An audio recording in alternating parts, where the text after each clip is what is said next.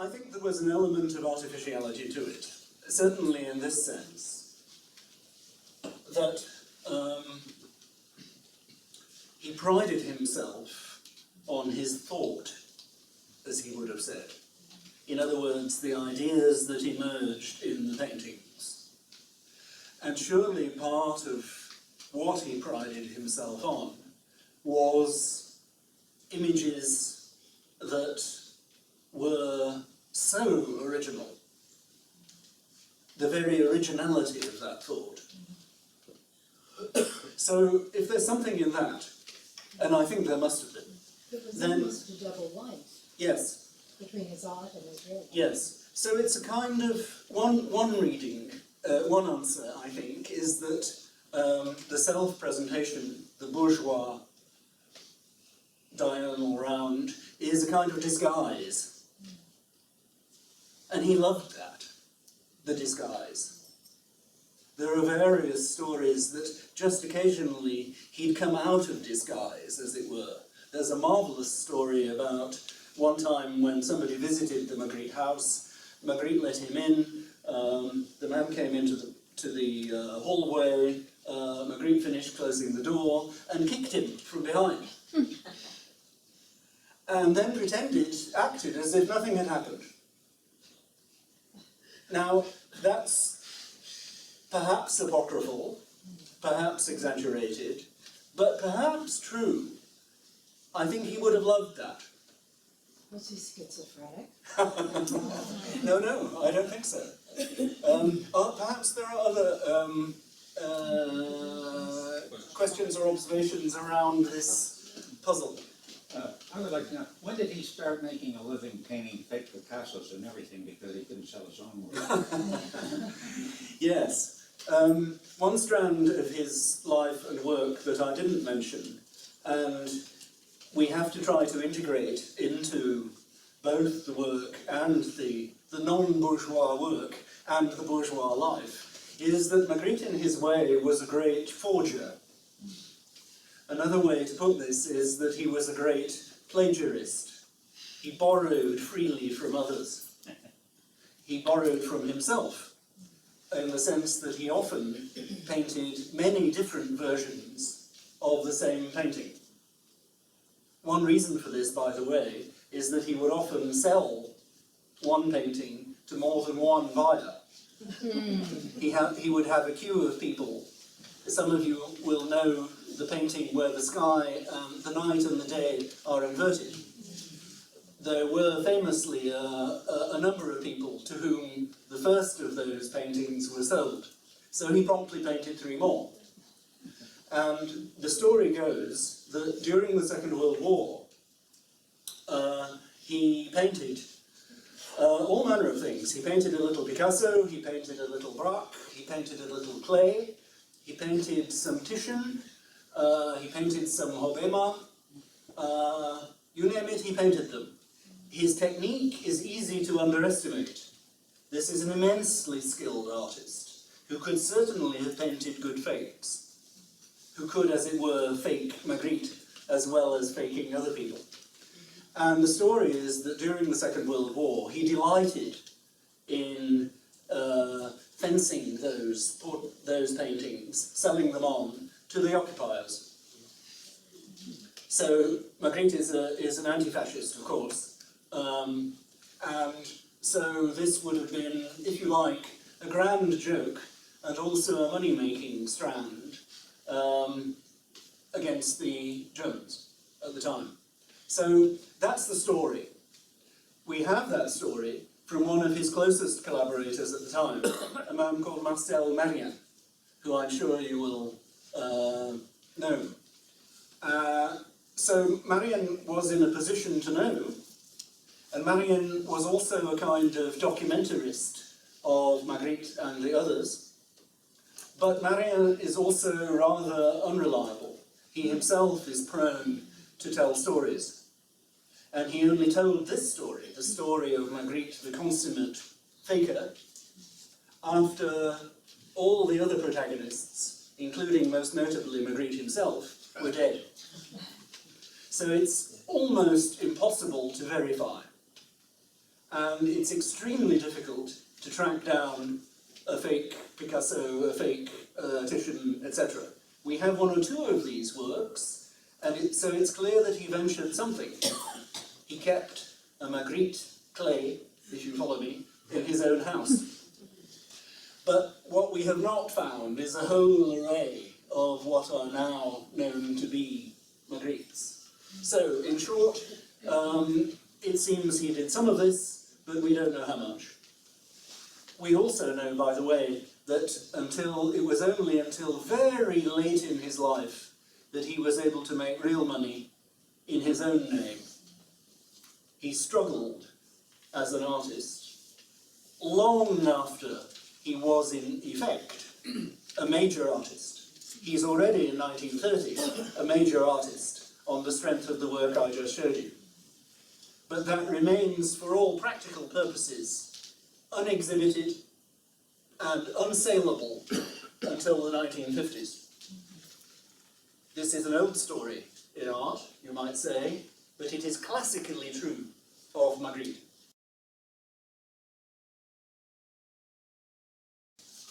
One of the things that seems to me to be important is that I think that we still have a tendency to underestimate major artists, even when we acknowledge that they're great painters, or whatever they are.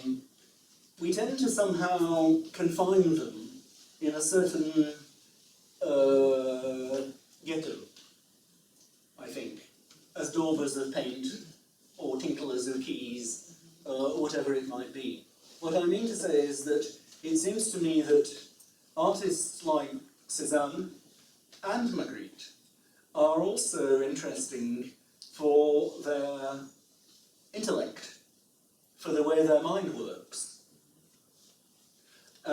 And I'm very interested in this proposition of Magritte's, that he was a thinker and not a painter. Of course, that's to put it too starkly, but I'm interested in his thinking. So this is for me, this is a revolutionary project, in many senses. Things also? Pardon? Did he write his that? He wrote, yes. This too is part of the answer. Unusually for a painter, he wrote a lot. There is a book of Magritte's collected writings, in French only, not translated into English. And that book alone runs to over 700 pages. He wrote probably several letters every day. A vast correspondence. He wrote political tracts. He wrote detective stories. He wrote little tales. He wrote maxims and aphorisms. He edited journals. So this is somebody, and he moved among writers and poets. His circle in Brussels are not other artists, but writers. So his milieu is very interesting, I think. And all that activity is, I think, fascinating. So this is somebody who wanted to upend the bourgeois order. He was in his bowler hat and suit and tie, like this, wanting to make a revolution, truly to make a revolution, politically, culturally, artistically, everything. This is a huge project, and for a while it looked as though it could succeed. So that struggle is, I think, really interesting.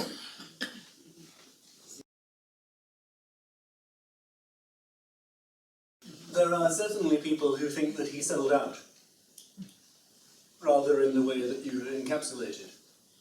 And it was important to him, I think, not to sell out as such, but certainly to sell. He wanted to make money, which is not of itself disreputable after all, but might be held to be in tension with some of the ideals that I've hinted at, I guess. And there are other aspects of the alleged selling out.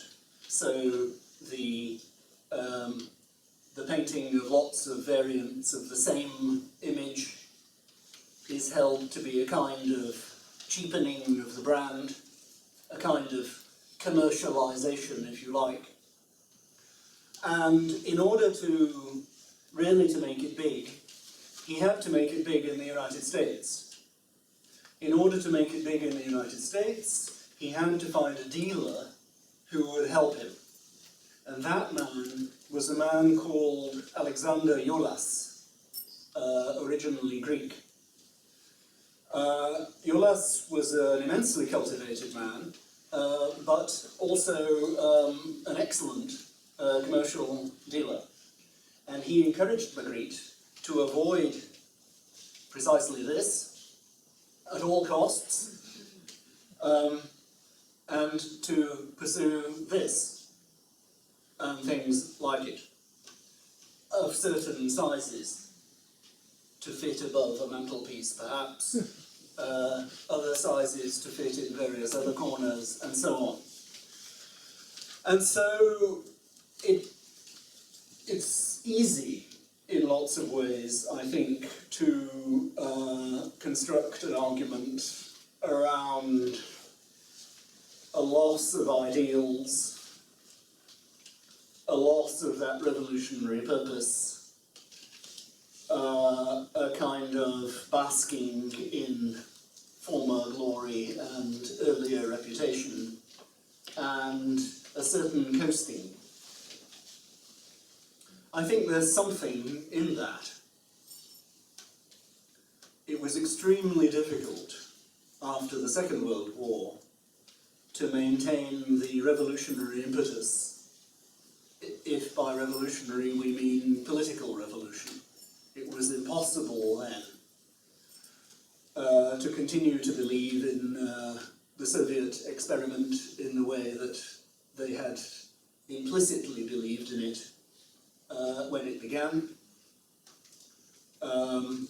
Magritte rejoined the party in 1945 and then promptly left. So it's clear that there was a good deal of conflict around what it was possible to believe in when it came to being a revolutionary in a political sense. And I think there was a good deal of conflict and inner conflict about what it was possible to believe in when it came to being a revolutionary in the artistic sense. How were they to continue to upend the world in the 40s and 50s? Magritte has some new ideas, but the great age of the development of the ideas is the 20s and 30s, I think. We can't get away from that. But I don't myself see that as a sort of burnout, or interpret it as anything deeply cynical. I think it is partly adjusting to times and possibilities. I think it's partly he was not well in the 50s and 60s a lot of the time, in his 50s and 60s. He died, as this lady says, in 1967. He had less energy. There are these sorts of factors. So for me, it's too stark a proposition to refuse the revolutionary altogether and to feel that he ended up as something much more comfortable and cosy. I think he was never comfortable and cosy. And one interesting indication of this is that he carried on reading philosophy. He was a determined reader of philosophy. And he corresponded with philosophers. If he read a book and took issue with it, he'd write to the author. Come 1966, 1 year in the end before he dies, he happens upon a book by someone you will have heard of, called Michel Foucault, of all people, known in English as The Order of Things. And he reads the book, and Magritte disagrees with a number of Foucault's central propositions. He writes to Foucault tells him he's wrong, encloses some of his own paintings, images of his own paintings, to make his point. And the paintings that he sends Foucault are the coffin paintings that I spoke of earlier. I won't go into the arguments, but what I mean to say is that he's engaged. Ideas matter. And it's no coincidence that Breton was going to write a book about him, and then that turned into just a few articles. Foucault did write a book about him. There is a book by Foucault about Magritte called This Is Not a Pipe. Georges Bataille wanted to write a book about him, and so it goes. In other words, the major French intellectuals of the 20th century felt they had to engage with Magritte, and that continues from the 20s to the 60s. That is unequalled in any other circumstance. Something is going on there, and it's not just commercialization.